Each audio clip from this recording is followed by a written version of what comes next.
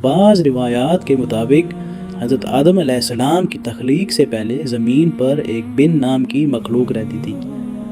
وقت کے ساتھ ساتھ وہ مخلوق اللہ کی نافرمان ہو گئی اور زمین پہ فساد اور خون ریزی برپا کرنے لگی۔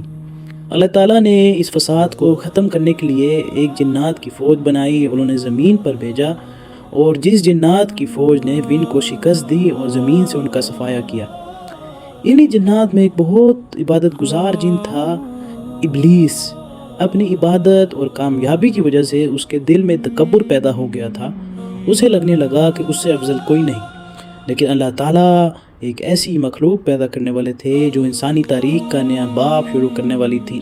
تو اللہ نے اپنے فرشتوں سے فرمایا اور انہیں بتایا کہ اب وہ زمین پر ایک نئی مخلوق پیدا کرنے والے ہیں جو نسلوں در نسل دنیا میں آباد ہوگی۔ فرشتوں نے عرض کی کہ کیا یہ مخلوق فساد اور خون ریزی کرے گی؟ تو اللہ کا جواب تھا، میں وہ جانتا ہوں جو تم نہیں جانتے۔ پھر اللہ سبحانہ و تعالیٰ نے زمین کے مختلف حصوں سے مٹی جمع کی، ہر رنگ اور ہر قسم کی مٹی اکٹھی کی۔ اسی مٹی سے پہلے انسان کی بنیاد رکھی گئی تاکہ اس کی اولاد رنگ، مزاج اور فطرت میں ایک دوسرے سے مختلف ہوں۔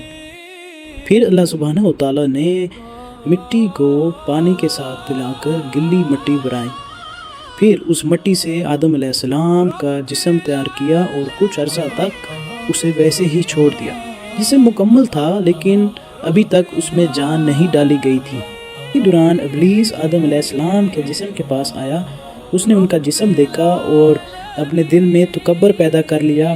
اس نے سوچا کہ یہ مخلوق کمزور ہے اور ایک دن میں اسے ضرور گمراہ کر لوں گا۔ پھر وہ لمحہ آیا جب اللہ تعالیٰ نے آدم علیہ السلام میں روح پھونکی۔ سب سے پہلے ان کی آنکھیں کھل گئیں اور انہوں نے جنت کی نعمتوں کو دیکھا۔ چھینک آنے پر انہوں نے الحمدللہ کہا اور اللہ نے ان پر اپنی رحمت نازل فرمائی۔ روح ابھی پورے جسم میں داخل بھی نہیں ہوئی تھی۔ آدم علیہ السلام نے جنت کے پھل دیکھے اور فوراً ان تک پہنچنا چاہا، لیکن ان کے پیر ابھی زندہ نہیں ہوئے تھے۔ اسی واقعے سے اللہ نے انسان کی فطری جلد بازی کا ذکر فرمایا۔ پھر اللہ تعالیٰ نے آدم علیہ السلام کو وہ علم عطا کیا جو کسی اور مخلوق کو حاصل نہیں تھا۔ انہیں ہر چیز کا نام اور اس کی پہچان سکھا دی گئی۔ یہ علم ہی تھا جس نے انسان کو باقی مخلوق سے افضل بنا دیا۔ پھر اللہ تعالیٰ نے فرشتوں سے فرمایا کہ اگر تم ان چیزوں کے نام جانتے ہو تو بتاؤ۔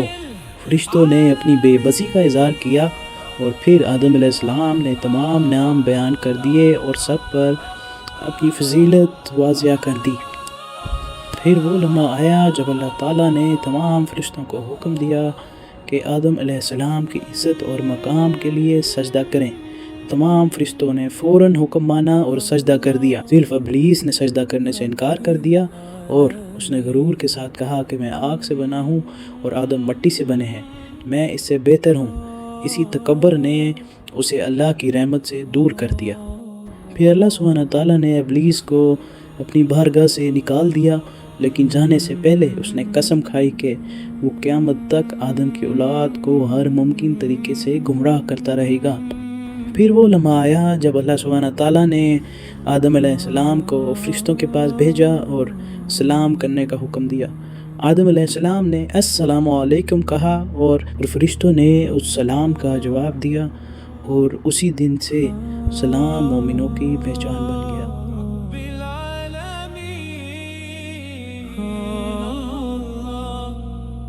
آدم علیہ السلام جنت میں تنہا تھے۔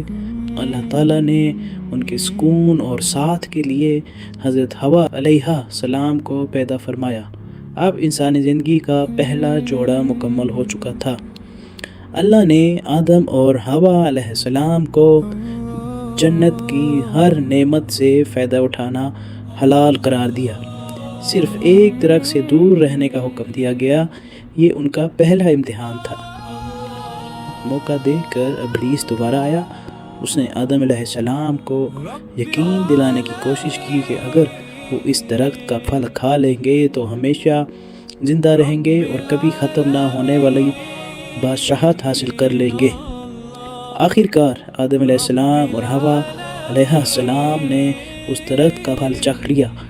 جیسے ہی انہوں نے پھل کھایا فوراً انہیں اپنی غلطی کا احساس ہوا اور وہ جنت کے پتے جمع کر کے اپنے جسم کو ڈھکنے لگے۔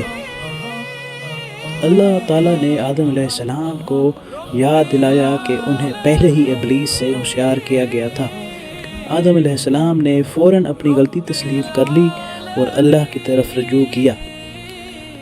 اللہ تعالیٰ نے آدم علیہ السلام کو توبہ کے الفاظ سکھائے۔ آدم اور حوا علیہ السلام نے دل سے دعا کی کہ اگر اللہ انہیں معاف نہ کرے اور ان پر رحم نہ فرمائے تو وہ نقصان اٹھانے والوں میں سے ہو جائیں گے۔ اللہ تعالیٰ نے آدم اور حوا علیہ السلام کی توبہ قبول فرما لی۔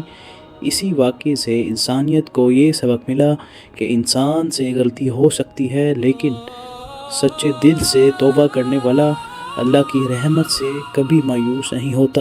اللہ تعالیٰ نے آدم علیہ السلام، حوا علیہ السلام اور ابلیس کو جنت سے نکال کر زمین پر اترنے کا حکم دیا۔